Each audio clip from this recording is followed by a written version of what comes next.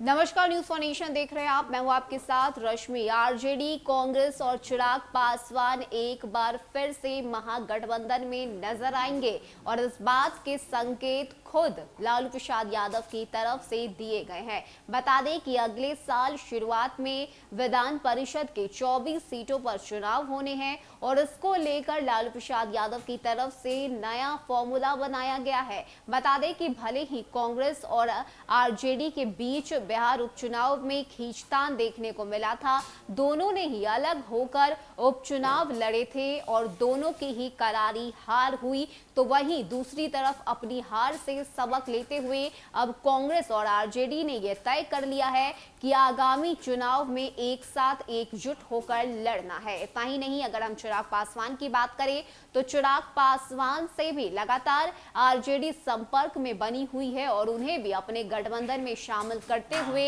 अगले साल के विधान परिषद चुनाव को लड़ने की तैयारी की जा रही है। बता दें कि 24 सीटों पर एमएलसी का चुनाव होना है, जिसको लेकर जो रणनीति और प्लानिंग है वो राजद सुप्रीमो लालू प्रसाद यादव की तरफ से बना ली गई है और इसी को देखते हुए लालू प्रसाद यादव ने मीडिया से बातचीत करने के दौरान खुद इस बात की जानकारी दी कि कांग्रेस, आरजेडी और चिराग पासवान तीनों ही मिलकर एक साथ विधान परिषद का चुनाव लड़ने जा रहे हैं। यानी कि अब चिराग पासवान की अगर हम बात करें तो वो अपने पुराने साथी को छोड़कर आरजेडी में शामिल होने वाले हैं और यही वजह है कि कई बार हमने वो तस्वीरें भी देखी जब चिराग पासवान और तेजस्वी यादव की मुलाकात होती थी। दोनों घंटों एक दूसरे से बातचीत करते थे और इसी को लेकर लालू प्रसाद यादव की तरफ से ये संकेत भी दे दिया गया है कि कांग्रेस, आरजेडी और चिराग पासवान तीनों मिलकर गठबंधन में जो है विधान परिषद का चुनाव लड़ने जा रहे हैं। ऐसे में अगर हम सीएम नीतीश कुमार की बात करें तो कहीं ना कहीं उनके लिए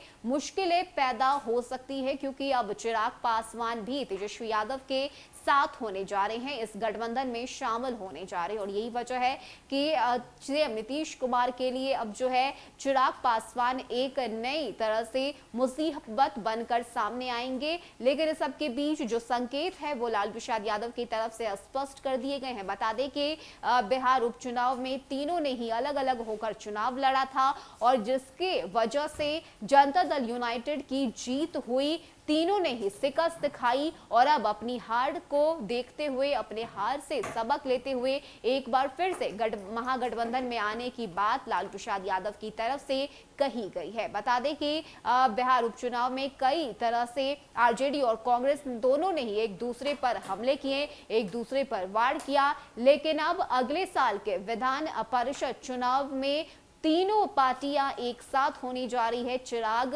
आरजेडी और कांग्रेस एक साथ महागठबंधन में चुनाव लड़ेगी और 24 सीटों पर किस तरह से जीत हासिल करना है, इसको लेकर जो फॉर्मूला है वो लालू प्रसाद यादव की तरफ से तैयार किया गया है। देखने वाली बात होती है कि अगले साल जब ये महागठबंधन होता है तो उस वक्त क्या कुछ तस्वीरें निकलकर सामने आती है, क्योंकि संकेत लालू प्रसाद यादव की तरफ से दे दिया गया है। उन्होंने यह स्पष्ट कर दिया है कि तीनों एक साथ महागठबंधन में अब सीएम नीतीश कुमार का मुकाबला करेंगे और उन्हें हराने के लिए अब जो है पुरजोर कोशिश उनकी तरफ से की जाएगी। ऐसे में अगले साल चुनाव में क्या कुछ तस्वीरें निकलकर सामने आएगी जब तीनों ही एक साथ एक मंच पर महागठबंधन में शामिल होंगे, नजर आएंगे, तो वो जो तस्वीर होगी वो देखना बेहद दिलचस्प होगा। लेकिन ये संकेत इस वक्त लालू प्रसाद यादव की तरफ से, जिसमें उपचुनाव को लेकर जो रणनीति है और जो प्लानिंग है वो लालू प्रसाद यादव की तरफ से बना ली गई है।